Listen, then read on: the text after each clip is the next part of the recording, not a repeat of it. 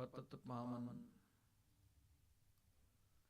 भगत वत्सल कृपा निधान, सर्व शक्तिमान। निआसरियां दे आसरे, नितिरियां दी धिर, निमानियां दे मान, नितानियां दे तान। जगत गुरु तख्तां ते विराजमान, साहिब श्री गुरु ग्रंथ साहिब जी महाराज। तिन्हां सतगुरां दी पावन पवित्र बारगाह अंदर हाजरीन गुरु रूप गुरु खालसा साध संगत जीओ। ਵੱਡਿਆਂ ਭਾਗਾਂ ਵਾਲੇ ਹੋ ਜਿਨ੍ਹਾਂ ਨੂੰ ਸਤ ਸੰਗਤ ਦੀਆਂ ਘੜੀਆਂ ਦਾ ਸੁਭਾਗ ਸਮਾਂ ਪ੍ਰਾਪਤ ਹੋਇਆ।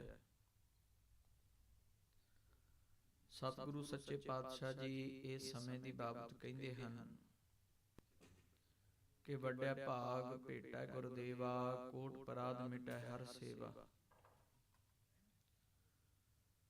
ਮਨੁੱਖ ਦੇ ਜਦੋਂ ਕਰਮ ਉੱਤਮ ਜਾਗਦੇ ਹਨ ਤਾਂ ਗੁਰੂ ਦੀ ਸੰਗਤ ਪ੍ਰਾਪਤ ਹੁੰਦੀ ਹੈ। ਸਤਿਗੁਰਾਂ ਦੀ ਕਿਰਪਾ ਦੇ ਨਾਲ ਗੁਰੂ ਪਾਤਸ਼ਾਹ ਦੀ ਚਰਨਾਂ ਦੇ ਵਿੱਚ ਬੈਠ ਕਰਕੇ ਮਨ ਦੀ ਇਕਾਗਰਤਾ ਬਣਦੀ ਹੈ, ਟਿਕਾਊ ਮਿਲਦਾ ਹੈ, ਆਨੰਦ ਪ੍ਰਾਪਤ ਹੁੰਦਾ ਹੈ। ਜਦੋਂ ਮਨੁੱਖ ਦੇ ਕਰਮ ਮਾੜੇ ਹੋਣ ਨਾ, ਕਈ ਵਾਰੀ ਸਤ ਸੰਗਤ ਵਿੱਚ ਆ ਕੇ ਵੀ ਉਹਨੂੰ ਟਿਕਾਊ ਨਹੀਂ ਬਣਦਾ, ਉਹਦੇ ਤੋਂ ਬੈਠਾ ਨਹੀਂ ਜਾਂਦਾ, ਉਹ ਗੱਲਾਂ ਬਾਤਾਂ ਵਿੱਚ ਹੀ ਸਮਾਂ ਬਤੀਤ ਕਰ ਲੈਂਦਾ ਹੈ। ਸਤਿਗੁਰੂ ਸੱਚੇ ਪਾਤਸ਼ਾਹ ਜੀ ਮਹਾਰਾਜ ਇਸ ਸਮੇਂ ਦੀ ਬਾਬਤ ਸਮਝਾਉਂਦਿਆਂ ਹੋਇਆਂ ਭਾਈ ਗੁਰਦਾਸ ਸਾਹਿਬ ਜੀ ਨੇ ਬੜਾ ਸੋਹਣਾ ਕਿਹਾ ਹੈ। ਕਹਿੰਦੇ ਐ ਮਨੁੱਖ, ਜੇ ਤੂੰ ਸਤ ਸੰਗਤ ਦੇ ਵਿੱਚ ਆ ਗਿਆ ਹੈ ਤੇ ਵਾਹਿਗੁਰੂ ਨੂੰ ਹਾਜ਼ਰ ਨਾਜ਼ਰ ਜਾਣਦਾ ਹੈ, ਆਪਣੇ ਜੀਵਨ ਦਾ ਉਧਾਰ ਕਰਨਾ ਚਾਹੁੰਦਾ ਹੈ, ਤਾਂ ਇਸ ਮਨ ਦੇ ਮਗਰ ਨਾ ਲੱਗ ਕੇ ਮਨ ਨੂੰ ਗੁਰੂ ਚਰਨਾਂ ਨਾਲ ਜੋੜ ਕੇ ਗੁਰੂ ਸ਼ਬਦ ਸਰਵਣ ਕਰਨ ਦੀ ਜਾਚ ਸਿੱਖ। ਜਦੋਂ ਇੱਕ ਬੱਚਾ ਹੋਵੇ ਉਹਨੂੰ ਮਾਤਾ ਪਿਤਾ ਸਿੱਖਿਆ ਦਿੰਦਾ ਹੈ, ਉਹਦੀ ਸਿੱਖਿਆ ਉਸ ਦਿਨ ਪੂਰਨ ਹੋ ਜਾਂਦੀ ਹੈ ਜਦੋਂ ਉਹ ਬੱਚਾ ਮਾਂ ਪਿਓ ਦੇ ਕਹੇ ਅਨੁਸਾਰ ਚੱਲਦਾ ਹੈ। ਇਹ ਮਨ ਵੀ ਇੱਕ ਬਾਰਕ ਹੈ, ਬੱਚਾ ਹੈ, ਇਸ ਨੂੰ ਸਿੱਖਿਆ ਦਿੰਦੇ ਰਹਿਣਾ ਚਾਹੀਦਾ, ਇਹਨੂੰ ਸਮਝਾਉਂਦੇ ਰਹਿਣਾ ਚਾਹੀਦਾ, ਕਿਉਂਕਿ ਇਹਦਾ ਕੰਮ ਹੀ ਚੰਚਲ ਹੈ। ਇਹ ਚੰਚਲਤਾਈ ਵਿੱਚ ਰਹਿੰਦਾ ਹੈ। ਮਨ ਨੂੰ ਮਾਰਨਾ, ਪਾਰੇ ਨੂੰ ਮਾਰਨਾ ਇੱਕ ਸਮਾਨ ਹੈ। ਜਿਵੇਂ ਪਾਰੇ ਨੂੰ ਆਪਣੀ ਉਂਗਲ ਥੱਲੇ ਦਬਾਉਣਾ ਬਹੁਤ ਔਖਾ, ਬਹੁਤ ਕਠਿਨ ਹੈ, ਪਰ ਜਦੋਂ ਪਾਰਾ ਮਰ ਜਾਵੇ ਹਜ਼ਾਰਾਂ ਬਿਮਾਰੀਆਂ ਦੀ ਦਵਾਈ ਬਣ ਜਾਂਦਾ, ਔਸ਼ਧੀ ਬਣ ਜਾਂਦਾ। ਇਹ ਮਨ ਵੀ ਚੰਚਲ ਜ਼ਰੂਰ ਹੈ, ਪਰ ਇਹਨੂੰ ਮਾਰਨਾ ਕਠਿਨ ਹੈ, ਇਹਨੂੰ ਰੋਕਣਾ ਔਖਾ ਹੈ। ਪਰ ਜੇ ਕਿਤੇ ਮਨ ਰੁਕ ਜਾਵੇ, ਜ਼ਿੰਦਗੀ ਦੇ ਸਾਰੇ ਸੁੱਖਾਂ ਦੀ ਚਾਬੀ ਪ੍ਰਾਪਤ ਹੋ ਜਾਂਦੀ। ਮਨੁੱਖ ਭਾਵੇਂ ਫਿਰ ਚੱਲਦੇ ਹੋਏ ਆਰਿਆਂ ਥੱਲੇ ਬੈਠਾ ਹੋਵੇ, ਸਰੀਰ ਦੇ ਟੁਕੜੇ ਟੁਕੜੇ ਕੋਈ ਕਰ ਰਿਹਾ ਹੋਵੇ, ਦੇਗਾਂ 'ਚ ਉਬਾਲਿਆ ਜਾ ਰਿਹਾ ਹੋਵੇ, ਇਸ ਮਨ ਦੇ ਟਿਕਾਓ ਦਾ ਆਨੰਦ ਹੈ ਜਿਹੜਾ ਉਹ ਕਿਸੇ ਵੀ ਦੁੱਖ ਵਿੱਚ ਦੁੱਖ ਮਹਿਸੂਸ ਨਹੀਂ ਕਰਦਾ। ਸਤਿਗੁਰਾਂ ਦੀ ਐਸੀ ਕਿਰਪਾ ਬਣ ਜਾਂਦੀ ਹੈ। ਪਰ ਭਗਤ ਸਾਹਿਬਾਨ ਜੀ, ਭਾਈ ਗੁਰਦਾਸ ਸਾਹਿਬ ਜੀ ਇਸ ਗੱਲ ਨੂੰ ਬੜੇ ਸੁਚੱਜੇ ਤਰੀਕੇ ਨਾਲ ਸਮਝਾਉਂਦੇ ਹਨ। ਕਹਿੰਦੇ, ਵੇਖ ਹੇ ਪੁਰਸ਼ਾ, ਆਸਥਨ ਪਾਨ ਕਰਬੈ ਕੋ ਲਗਾਈਐ, ਜੋਕ ਪੀਅਤ ਨ ਪੈ, ਲੈ ਲੋਹੂ ਅਚੈ ਅਗਾਹਤ ਹੈ। ਇੱਕ ਜੋਕ ਹੈ ਜੋ ਜਿਹੜੀ ਆਮ ਕਰਕੇ ਜਿਹੜੇ ਪਿੰਡਾਂ ਚੋਂ ਆਏ ਉਹਨਾਂ ਨੂੰ ਪਤਾ ਜ਼ਿਆਦਾ, ਪਸ਼ੂਆਂ ਨੂੰ ਬਾਹਰ ਛੱਡ ਕੇ ਲਿਜਾਇਆ ਜਾਂਦਾ ਤੇ ਉਹਨਾਂ ਨੂੰ ਪਾਣੀ ਪਿਆਉਣ ਵਾਸਤੇ, ਨਹਾਉਣ ਵਾਸਤੇ ਛੱਪੜ ਹੁੰਦੇ ਸੀ, ਉਹਨਾਂ ਛੱਪੜਾਂ 'ਚ ਛੱਡਿਆ ਜਾਂਦਾ ਹੈ। ਛੱਪੜਾਂ ਦੇ ਵਿੱਚੋਂ ਕਈ ਵਾਰੀ ਆਸਥਨ ਕਹਿੰਦੇ ਆ ਥਣਾਂ ਨੂੰ, ਪਸ਼ੂਆਂ ਦੇ ਥਣਾਂ ਦੇ ਨੇੜੇ ਜੋਕ ਲੱਗ ਜਾਂਦੀ ਹੈ।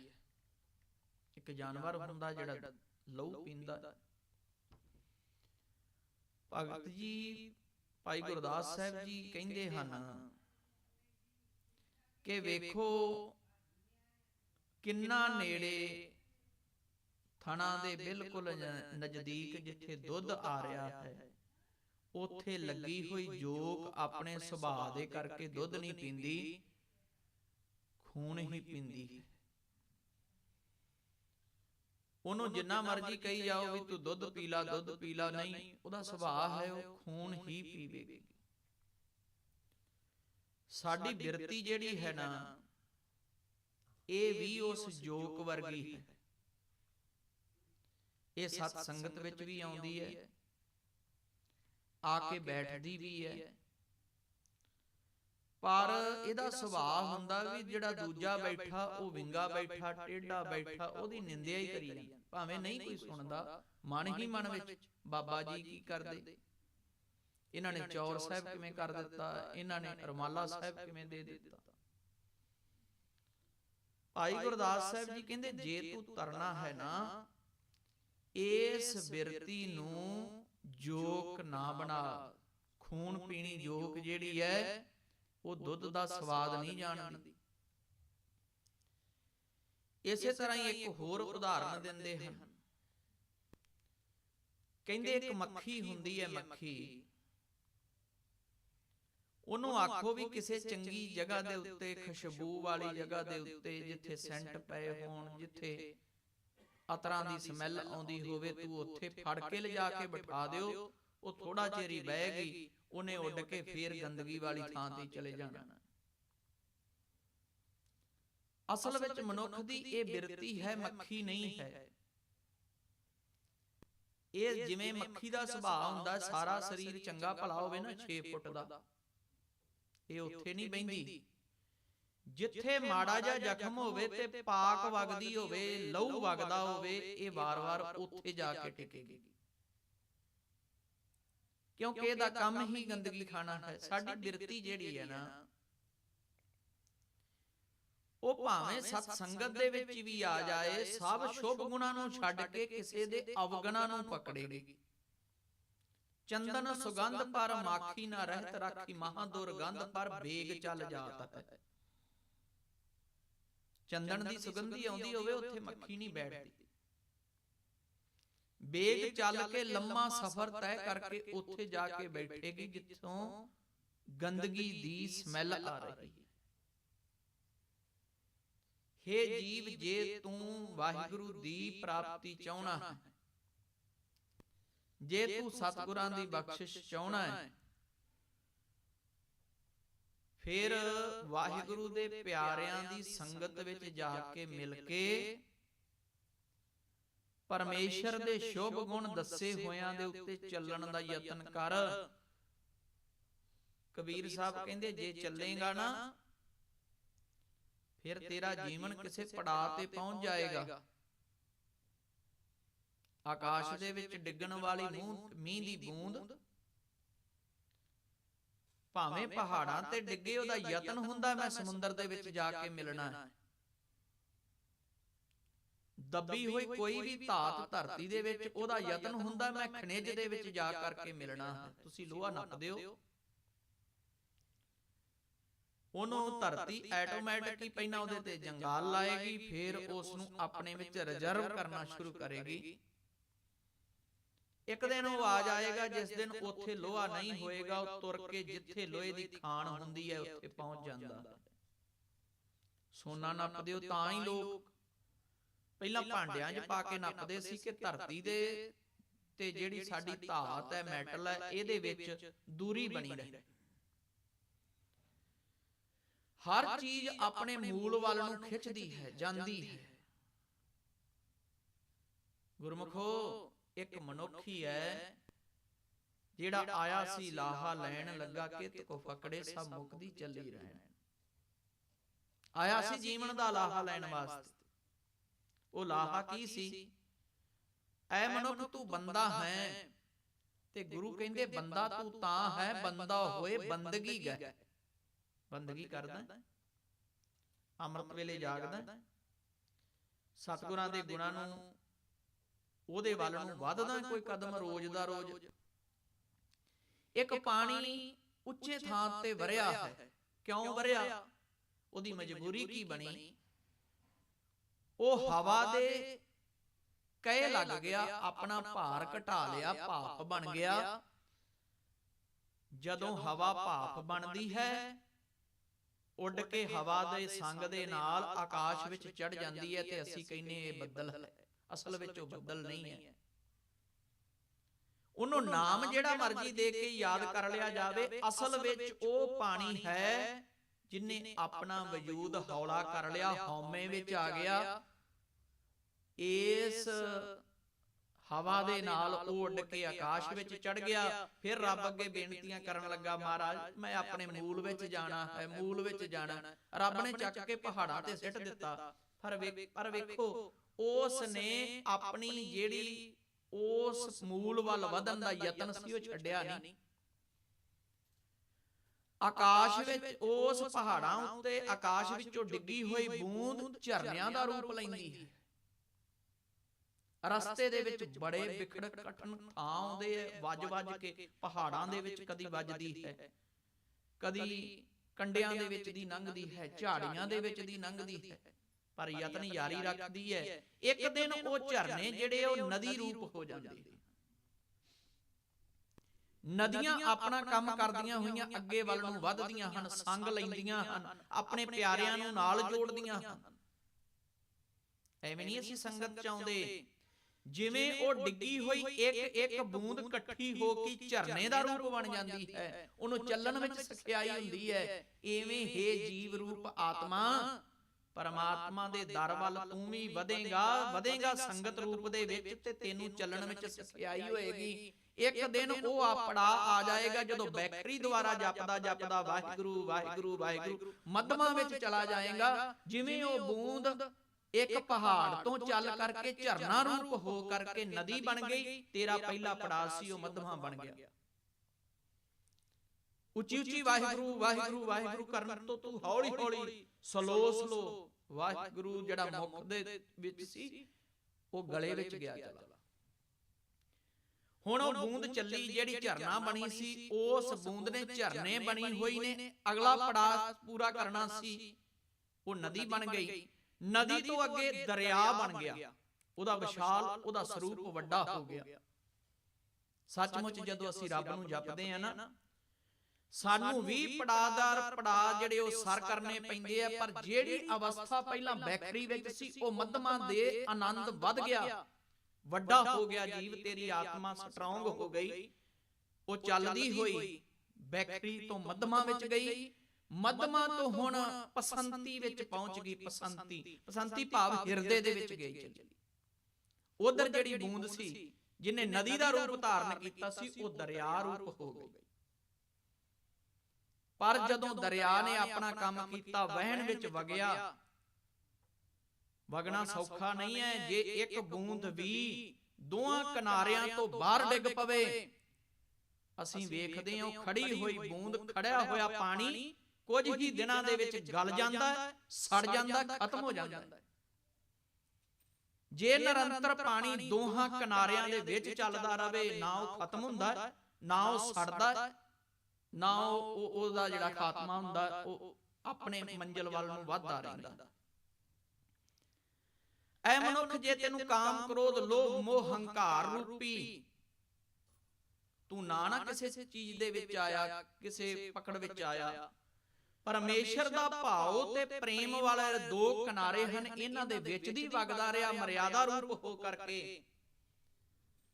ਉਹ ਦਿਨ ਦੂਰ ਨਹੀਂ, ਅਬ ਤੋ ਜਾਏ ਚੜੇ ਸਿੰਘਾਸਨ, ਮਿਲ ਹੈ ਸਾਰੰਗ ਪਾਨੀ, ਰਾਮ ਕਬੀਰਾ ਏਕ ਭਏ ਹੈ, ਕੋਏ ਨਾ ਸਕੈ ਪਛਾਨੀ। ਕਬੀਰ ਸਾਹਿਬ ਕਹਿੰਦੇ, ਮੈਂ ਤੁਰ ਪਿਆ, ਆਪਣੀ ਮੰਜ਼ਿਲ ਵੱਲ ਨੂੰ ਤੁਰਿਆ, ਤੇ ਲੋਕਾਂ ਨੇ ਮੈਨੂੰ ਖੜਾ ਕੇ ਆਖਿਆ, ਕਬੀਰ ਤੂੰ ਮੱਥੇ ਤੇ ਟਿੱਕਾ ਨਹੀਂ ਲਾਉਂਦਾ, ਤੂੰ ਵਰਤ ਨਹੀਂ ਰੱਖਦਾ, ਤੂੰ ਜਿਹੜਾ ਹੈ ਉਹ ਗੱਲ ਵਿੱਚ ਜਨੇਊ ਆਦਿਕ ਨਹੀਂ ਪਾਉਂਦਾ, ਤੇ ਤੂੰ ਰੱਬ ਦੇ ਦਰ ਤੇ ਪ੍ਰਵਾਨ ਨਹੀਂ ਹੋ ਸਕਦਾ। ਕਬੀਰ ਕਹਿੰਦੇ, ਮੈਂ ਗੱਲ ਨਹੀਂ ਸੁਣੀ। ਲੋਕ ਇਸ ਪਾਸੇ ਨੂੰ ਜੇ ਮਾਰਗ ਹਮ ਗਏ, ਪਾਛੈ ਪਰੀ ਬਹੀਰ, ਜਿਹੜੇ ਰਸਤੇ ਤੇ ਆਂਦਾ ਮੈਂ ਤੁਰਿਆ ਨਾ, ਉਧਰ ਤਾਂ ਕੋਈ ਨਹੀਂ ਸੀ ਹੈਗਾ, ਨਾ ਉਧਰ ਨੂੰ ਕੋਈ ਜਾਂਦਾ ਹੀ ਸੀ, ਪਰ ਇੱਕ ਪਾਸੇ ਮੈਂ ਵੇਖਿਆ ਭੀੜ ਲੱਗੀ ਹੋਈ ਸੀ। ਜੇ ਮਾਰਗ ਪੰਡਤ ਗਏ ਪਾਛੈ ਪਰੀ ਭੀੜ, ਕਹਿੰਦੇ ਪਰ ਮੈਂ ਚੱਲਦਾ ਗਿਆ ਕਬੀਰ ਦੇ ਮਗਰ ਜਿਹੜਾ ਵਾਹਿਗੁਰੂ ਪਰਮੇਸ਼ਰ ਸੀ, ਉਹ ਕਬੀਰ ਕਬੀਰ ਕਰਦਾ ਫਿਰੇ, ਕਬੀਰ ਕਬੀਰ। ਤੇ ਕਹਿੰਦੇ ਮੈਂ ਆਪਣੀ ਮੰਜ਼ਲੇ ਚੱਲਦਾ ਗਿਆ। ਉਹ ਦਿਨ ਦੂਰ ਨਹੀਂ ਰਹਿ ਗਿਆ ਜਦੋਂ ਕਹਿੰਦੇ ਮੈਂ ਜਾ ਕੇ ਭਗਵਾਨ ਦੇ ਸਾਹਮਣੇ ਖੜਾ। ਲੋਕ ਕਹਿੰਦੇ ਸੀ ਤੂੰ ਜਲਾਹਿਆ, ਤੈਨੂੰ ਕੋਈ ਸਿਆਣੇਗਾ ਨਹੀਂ। ਪਰਮੇਸ਼ਰ ਨੇ ਸਿਆਣਨਾ ਤਾਂ ਦੂਰ ਦੀ ਗੱਲ, ਦੋਹੇ ਬਾਹਾਂ ਖੋਲ ਕੇ ਮੈਨੂੰ ਐਸਾ ਹਿਰਦੇ ਨਾਲ ਲਾਇਆ, ਪਤਾ ਹੀ ਨਾ ਲੱਗੇ ਵੀ ਕਬੀਰ ਕੌਣ ਤੇ ਰਾਮ ਕੌਣ। ਅਬ ਤੋਂ ਜਾਏ ਚੜੇ ਸਿੰਘਾਸਣ, ਖਿੱਚ ਕੇ ਮੈਨੂੰ ਆਪਦੇ ਸਿੰਘਾਸਣ ਦੇ ਉੱਤੇ ਹੀ ਕਰ ਲਿਆ। ਆਖਿਆ ਕਬੀਰ ਆ ਇੱਧਰ, ਤੂੰ ਕਿੱਥੇ ਫਿਰਦਾ ਸੀ, ਤੇਰੀ ਤਾਂ ਮੈਂ ਉਡੀਕ ਕਰਦਾ ਸੀ। ਅਬ ਤੋਂ ਜਾਏ ਚੜੇ ਸਿੰਘਾਸਣ, ਮਿਲ ਹੈ ਸਾਰੰਗ ਪਾਨੀ, ਰਾਮ ਕਬੀਰਾ ਏਕ ਭਏ ਹੈ, ਕੋਏ ਨਾ ਸਕੈ ਪਛਾਨੀ। ਆਂਦੇ ਮੈਨੂੰ ਆਪਣੇ ਵਿੱਚ ਗੁਰੂ ਗ੍ਰੰਥ ਸਾਹਿਬ ਜੀ ਦੇ ਵਿੱਚ ਕਬੀਰ ਬਾਣੀ ਨੂੰ ਥਾਂ ਦੇ ਦਿੱਤਾ। ਹੁਣ ਗੁਰੂ ਨਾਨਕ ਦੇ ਵਿੱਚ ਤੇ ਕਬੀਰ ਦੇ ਵਿੱਚ ਕੋਈ ਵੱਖਰਾਪਨ ਨਹੀਂ ਰਹਿ ਗਿਆ। ਮਨੁੱਖ ਵੀ ਇਸੇ ਤਰ੍ਹਾਂ ਚੱਲਦਾ ਹੋਇਆ ਆਪਣੇ ਟਾਰਗੇਟ ਵੱਲ ਨੂੰ ਜਿਹੜਾ ਜਾਂਦਾ ਹੈ, ਉਹ ਪਸੰਤੀ ਵਿੱਚ ਪਹੁੰਚ ਜਾਂਦਾ ਹੈ। ਇਧਰੋਂ ਦਰਿਆ ਸਰੂਪ ਬੂੰਦ ਹੋ ਜਾਂਦੀ ਹੈ। ਹੁਣ ਜਿਹੜੀ ਬੂੰਦ ਹੈ ਉਹਨੂੰ ਦਰਿਆ ਦੇ ਵਿੱਚ ਦੀ ਲੰਘ ਕੇ ਮੰਜ਼ਿਲ ਤੇ ਪਹੁੰਚਣਾ ਬਹੁਤ ਸੌਖਾ ਹੋ ਗਿਆ, ਕਿਉਂਕਿ ਉਹਦਾ ਵਿਸ਼ਾਲ ਜਿਹੜਾ ਸਰੂਪ ਬਣ ਗਿਆ ਸੀ। ਉਹਨੂੰ ਭੈ ਨਹੀਂ ਸੀ ਵੀ ਕੋਈ ਜਲਦੀ ਦੇ ਨਾਲ ਮੈਨੂੰ ਇਸ ਤਰ੍ਹਾਂ ਤੋੜ ਸਕੇਗਾ, ਮੈਨੂੰ ਖਤਮ ਕਰ ਸਕੇਗਾ, ਕਿਉਂਕਿ ਉਹਨੇ ਆਪਣੀ ਜਿਹੜਾ ਸਟਰੋਂਗ ਪਨ ਸੀ ਉਹ ਬਹੁਤ ਵਧਾ ਲਿਆ, ਤਾਕਤਵਰ ਹੋ ਗਈ। ਇਧਰ ਮਨੁੱਖ ਪਸੰਤੀ ਤੋਂ ਪਰਾਂ ਵਿੱਚ ਪਹੁੰਚ ਗਿਆ। ਇਧਰ ਜਿਹੜੀ ਚੱਲਦੀ ਹੋਈ ਬੂੰਦ ਸੀ ਆਕਾਸ਼ ਤੋਂ ਡਿੱਗੀ ਹੋਈ ਪਹਾੜਾਂ ਦੇ ਵਿੱਚ, ਉਹ ਚੱਲਦੀ ਹੋਈ ਥਾਂ ਬਣਾਉਂਦੀ ਹੋਈ ਪਰਮੇਸ਼ਰ ਰੂਪੀ ਸਮੁੰਦਰ ਦੇ ਵਿੱਚ ਪਹੁੰਚ ਗਈ। ਪਰਮੇਸ਼ਰ ਰੂਪੀ ਸਮੁੰਦਰ ਹੈ, ਉੱਥੇ ਜਾ ਕੇ ਇਹ ਨਹੀਂ ਪਤਾ ਲੱਗਦਾ ਵੀ ਇਹ ਗੰਗਾ ਵਿੱਚੋਂ ਪਾਣੀ ਆਇਆ, ਇਹ ਜਮਨਾ ਵਿੱਚੋਂ ਆਇਆ ਹੈ, ਇਹ ਕਿਸੇ ਦਰਿਆ ਦਾ ਪਾਣੀ ਹੈ, ਇਹ ਕਿਸੇ ਨਦੀ ਦਾ ਪਾਣੀ ਹੈ, ਸਭ ਕੁਝ ਇੱਕ ਹੋ ਗਿਆ।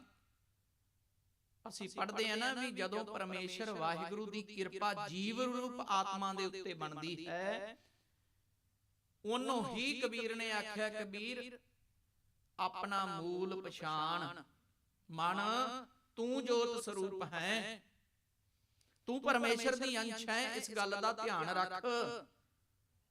ਤੇ ਜਿਹੜੀ ਪਰਮੇਸ਼ਰ ਦੀ ਅੰਸ਼ ਹੈ, ਪਰਮੇਸ਼ਰ ਦਾ ਸਰੂਪ ਹੀ ਬਣਨਾ ਹੈ ਇੱਕ ਦਿਨ। ਗਹਿਣੇ ਅਸੀਂ ਘੜ ਲੈਨੇ ਆ ਸੋਨੇ ਦੇ ਵਿੱਚੋਂ, ਗਹਿਣੇ ਬਣਦੇ ਹਨ। ਜਦੋਂ ਉਹ ਗਹਿਣੇ ਬਣਾਏ ਜਾਂਦੇ ਐ ਇੱਕ ਕਾਰੀਗਰ ਦੁਆਰਾ, ਇੱਕ ਸੁਨਿਆਰੇ ਦਾ ਦੁਆਰਾ, ਉਹਦਾ ਕਿਸੇ ਦਾ ਨਾਮ ਛੱਲਾ ਹੁੰਦਾ ਹੈ, ਕਿਸੇ ਦਾ ਨਾਮ ਮੁੰਦੀ ਹੁੰਦਾ ਹੈ, ਕਿਸੇ ਦਾ ਨਾਮ ਕੰਨ ਵਿੱਚ ਪਾਉਣ ਵਾਲਾ ਝੁਮਕਾ। ਪਰ ਜਦੋਂ ਉਹੀ ਫੇਰ ਗਹਿਣੇ ਸੁਨਿਆਰੇ ਦੀ ਦੁਕਾਨ ਤੇ ਪਹੁੰਚ ਜਾਂਦੇ ਐ, ਕੋਠਾਲੀ ਦੇ ਵਿੱਚ ਪਾ ਕੇ ਅੱਗ ਦੀ ਭੇਟਾ ਕਰ ਦਿੱਤੇ ਜਾਂਦੇ ਐ, ਫਿਰ ਉਹਨਾਂ ਦੇ ਨਾਮ ਖਤਮ ਹੋ ਜਾਂਦੇ ਐ, ਸਿਰਫ ਸ਼ੁੱਧ ਸੋਨਾ ਰਹਿ ਜਾਂਦਾ। ਨਾਨਕ ਜੇ ਵਿੱਚ ਰੂਪਾ ਹੋਏ, ਖਰਾ ਖਰਾ ਆਖੈ ਸਭ ਕੋਏ। ਜੇ ਚਾਂਦੀ ਦੇ ਵਿੱਚ ਚਾਂਦੀ ਹੋਵੇ ਨਾ, ਲੋਕ ਕਹਿੰਦੇ ਖਰਾ ਹੈ। ਜੇ 1% ਵੀ ਕੋਈ ਚੀਜ਼ ਹੋਰ ਹੋਵੇ, ਲੋਕ ਕਹਿੰਦੇ ਇਹਦੇ ਵਿੱਚ ਖੋਟ ਹੈ। ਜੇ ਸਾਡੇ ਵਿੱਚ ਇੱਕ ਵੀ ਅਵਗੁਣ ਆ ਗਿਆ ਨਾ, ਅਸੀਂ ਤੇ ਪਰਮੇਸ਼ਰ ਇੱਕ ਦੂਜੇ ਵਿੱਚ ਰਿਜ਼ਰਵ ਨਹੀਂ ਹੋ ਸਕਾਂਗੇ, ਇੱਕ ਦੂਜੇ ਦੇ ਨਾਲ ਮਿਲ ਨਹੀਂ ਸਕਾਂਗੇ। ਸਾਡੀ ਬਦਕਿਸਮਤੀ ਇਹ ਹੈ, ਅਸੀਂ ਪਰਮੇਸ਼ਰ ਵੱਲ ਵੀ ਵਧਣਾ ਚਾਹੁੰਦੇ ਆ ਤੇ ਮੈਂ ਵੀ ਰੱਖਣਾ ਚਾਹੁੰਦੇ ਆ, ਪਰ ਸਤਿਗੁਰੂ ਜੀ ਕਹਿੰਦੇ ਨਾ ਭਲਿਆ ਮਾਨਸਾ, ਜਿਹੜੀ ਹਉਮੈ ਹੈ ਨਾ, ਹਉਮੈ ਨਾਵੈ ਨਾਲ ਵਿਰੋਧ ਹੈ। ਜੇ ਤੂੰ ਕਹਿੰਦਾ ਨਾ ਮੈਂ ਗੁਰਦੁਆਰੇ ਗਿਆ, ਮੈਨੂੰ ਪ੍ਰਸ਼ਾਦਾ ਨਹੀਂ ਕਿਸੇ ਨੇ ਫੜਾਇਆ ਜੀ, ਮੈਂ ਹੈ ਨਾ, ਮੈਨੂੰ, ਜੇ ਮੈਂ ਹੈ ਫਿਰ ਤੂੰ ਨਹੀਂ ਹੈ, ਕਿਉਂਕਿ ਜਿੱਥੇ ਮੈਂ ਰਹਿੰਦੀ ਉੱਥੇ ਤੂੰ ਨਹੀਂ ਰਹਿੰਦਾ, ਜਿੱਥੇ ਤੂੰ ਹੈ ਉੱਥੇ ਮੈਂ ਨਹੀਂ ਹੋਏਗਾ। ਇਹ ਗੱਲ ਚੇਤੇ ਵਿੱਚ ਰੱਖਿਓ। ਅੱਜ ਤੱਕ ਜਿਹਨੇ ਮੰਜ਼ਿਲ ਨੂੰ ਪਾਇਆ ਹੈ, ਉਹਨੇ ਮੈਂ ਮੇਰੀ ਨੂੰ ਮਾਰ ਕੇ ਨਿੱਕੀ ਕਰਕੇ ਕੁੱਟ ਭਰੇ ਖਜ਼ਾਨੇ ਸਾਹਿਬ ਕੇ ਦੋਨੋਂ ਹੱਥੀਂ ਲੁੱਟ ਆਖਿਆ ਹੈ। कबीर तू तू करता तू हुआ, मुझ मैं रहा न हूं, जब आपा पर का मिट गया, जत देखो तत तू। कबीर साहब कहंदे मैं एक वेरी लंघिया जा रहा ਸੀ, ਇੱਕ ਕਸਾਈ ਨੇ ਬੱਕਰਾ ਪਕੜਿਆ ਹੋਇਆ ਤੇ ਕਹਿੰਦੇ ਉਹਦਾ ਸੁਭਾਅ ਸੀ, ਬੱਕਰਾ ਸੁਭਾਅ ਹੋਣ ਕਰਕੇ ਉਹ ਮੈਨੂੰ ਵੇਖ ਕੇ ਮੈਂ ਕਰੇ। ਕਬੀਰ ਕਹਿੰਦੇ ਮੇਰਾ ਮਨ ਜੁੜਿਆ ਸੀ, ਮੈਂ ਆਖਿਆ ਬੱਕਰਿਆ ਮੈਂ ਨਹੀਂ ਕਰੀਦੀ, ਤੂੰ ਕਰੀਦਾ ਹੈ। ਕਹਿੰਦੇ ਪਰ ਪਸ਼ੂ ਸੁਭਾਅ ਸੀ, ਕਿੱਥੇ ਤਿਆਗ ਦਾ ਮੈਂ ਕਰੀ ਗਿਆ। ਕਸਾਈ ਨੇ ਆਖਿਆ ਪਹਿਲਾਂ ਇਹਦਾ ਹੀ ਗਲ ਵੱਢੋ, ਇਹ ਬਹੁਤ ਰੌਲਾ ਪਾਉਂਦਾ। ਗਲ ਵੱਢ ਦਿੱਤਾ ਗਿਆ। ਇੱਕ ਦਿਨ ਕਹਿੰਦੇ ਮੈਂ ਖੁਦਾ ਦੀ ਭਗਤੀ ਦੇ ਵਿੱਚ, ਪਰਮੇਸ਼ਰ ਦੀ ਇਬਾਦਤ ਦੇ ਵਿੱਚ, ਸੰਗਤ ਦੇ ਵਿੱਚ ਬੈਠਾ, ਉੱਥੇ ਇੱਕ ਜੋੜੀ ਵੱਜ ਰਹੀ ਸੀ, ਜੋੜੀ ਇੱਕ ਢੋਲਕੀ ਵੱਜਦੀ। ਕਹਿੰਦੇ ਮੇਰਾ ਮਨ ਜੁੜਿਆ ਤੇ ਮੈਂ ਆਪਣੇ ਅੰਤਸ਼ਕਰਨ ਦੇ ਨਾਲ, ਆਪਣੇ ਹਿਰਦੇ ਦੇ ਨਾਲ ਉਸ ਨੂੰ ਵੇਖਿਆ, ਅੰਦਰਲੀਆਂ ਅੱਖਾਂ ਨਾਲ ਵੇਖਿਆ। ਇਹ ਤਾਂ ਉਹੀ ਬੱਕਰੇ ਦੀ ਖੱਲ ਹੈ ਜਿਹੜੀ ਵੱਜ ਰਹੀ ਹੈ, ਇੱਕ ਕੁੰਬੀ ਦਾ ਰੂਪ ਹੋ ਕੇ ਵੱਜ ਰਹੀ ਹੈ, ਉਹ ਵੀ ਮੈਂ ਵੇਖਿਆ ਵੀ ਉਸੇ ਬੱਕਰੇ ਦੀ ਖੱਲ ਹੈ। ਕਹਿੰਦੇ ਵਜਾਉਣ ਵਾਲੇ ਵਜੰਤਰੀ ਨੇ ਉਂਗਲ ਲਾਈ, ਆਪਣੀ ਉਂਗਲ ਦੇ ਨਾਲ ਉਹਨੂੰ ਛੇੜਿਆ ਤੇ ਉਹਦੇ ਵਿੱਚੋਂ ਆਵਾਜ਼ ਆਈ ਤੂੰ। ਆਂਦਾ ਮੈਂ ਆਖਿਆ ਬੱਕਰਿਆ ਜਦੋਂ ਸਮਾਂ ਸੀ ਉਦੋਂ ਮੈਂ ਕਰਦਾ ਰਿਹਾ, ਅੱਜ ਵੇਖ ਤੂੰ ਕਰਨਾ ਪਿਆ, ਪਰ ਤੇਰੇ ਹੱਥ ਵਿੱਚ ਅੱਜ ਸਮਾਂ ਨਹੀਂ ਹੈ। ਜਪ ਤਪ ਸੰਜਮ ਧਰਮ ਨਾ ਕਮਾਇਆ, ਸੇਵਾ ਸਾਧ ਨਾ ਜਾਣਿਆ ਹਰ ਰਾਇਆ। ਕਹੋ ਨਾਨਕ ਹਮ ਨੀਚ ਕਰਮਾ, ਸਰਣ ਪਰੇ ਕੀ ਰਾਖੋ ਸ਼ਰਮਾ।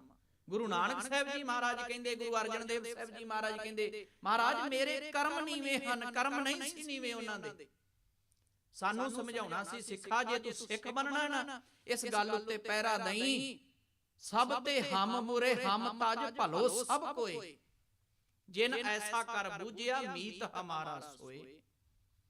ਜੇ ਤਾਂ ਇਸ ਤਰ੍ਹਾਂ ਕਰਕੇ ਜਾਣੇਗਾ ਵੀ ਸਭ ਤੇ ਹਮ ਬੁਰੇ ਹਮ ਤਜ ਭਲੋ ਸਭ ਕੋਏ, ਫਿਰ ਤੇਰਾ ਜਨਮ ਸਫਲ ਹੋ ਜਾਏਗਾ। ਜੇ ਇਸ ਭੁਲੇਖੇ ਵਿੱਚ ਰਿਹਾ ਵੀ ਮੇਰੇ ਬਰਾਬਰ ਕਿਸੇ ਕੋਲੇ ਪੈਸਾ ਨਹੀਂ, ਮੇਰੀ ਜਿਹੜੀ क्षमता बहुत ਵੱਡੀ ਹੈ, ਮੇਰੇ ਸਾਹਮਣੇ ਕੋਈ ਕਿਵੇਂ ਬੋਲ ਜਾਵੇ। ਸਤਿਗੁਰੂ ਜੀ ਕਹਿੰਦੇ ਇੱਥੇ ਰਾਵਣ ਸੇ ਮਹਿਰਾਵਣ ਸੇ ਕਟ ਕਾਨੋਂ ਸੇ ਪਤਾ ਨਹੀਂ ਕਿੰਨੇ ਕਾਏ। ਉਹ ਕਾਲ ਨੂੰ ਪਾਵੇ ਨਾਲ ਬੰਨ ਛੱਡਿਆ, ਕਾਲ ਨੂੰ ਮੌਤ ਨੂੰ ਪਾਵੇ ਨਾਲ ਬੰਨ ਛੱਡਿਆ। ਪਰ ਜਿੱਦਣ ਪਰਮੇਸ਼ਰ ਦਾ ਹੁਕਮ ਵਰਤਿਆ, ਫਿਰ 1 ਲੱਖ ਪੂਤ ਸਵਾ ਲੱਖ ਨਾਤੀ, ਤੇ ਰਾਵਣ ਘਰ ਦੀਆ ਨਾ ਬਾਤੀ। ਦੀਵਾ ਜਗਾਉਣ ਵਾਲਾ ਮੜੀ ਤੇ ਨਹੀਂ ਸੀ ਕੋਈ, 1 ਲੱਖ ਪੁੱਤ ਸੀ ਤੇ ਸਵਾ ਲੱਖ ਪੋਤਰੇ ਦਾ ਮਾਲਕ ਸੀ ਉਹ।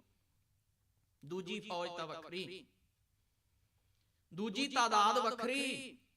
ਆਪਣੇ ਘਰ ਦਾ ਪਰਿਵਾਰ ਏਡਾ ਵੱਡਾ ਸੀ, 1 ਲੱਖ ਪੁੱਤ ਸੀ ਤੇ ਸਵਾ ਲੱਖ ਪੋਤਰੇ ਦਾ ਮਾਲਕ। ਗੁਰੂ ਕਹਿੰਦਾ ਜਦੋਂ ਮੈਂ ਜਾਂਦਾ ਹੋਇਆ ਵੇਖਿਆ ਤੇ ਉਹਦੀ ਮੜੀ ਤੇ ਦੀਵਾ ਜਗਾਉਣ ਵਾਲਾ ਕੋਈ ਉਹਦੀ ਵੰਸ਼ ਵਿੱਚੋਂ ਨਹੀਂ ਸੀ ਬਚਿਆ।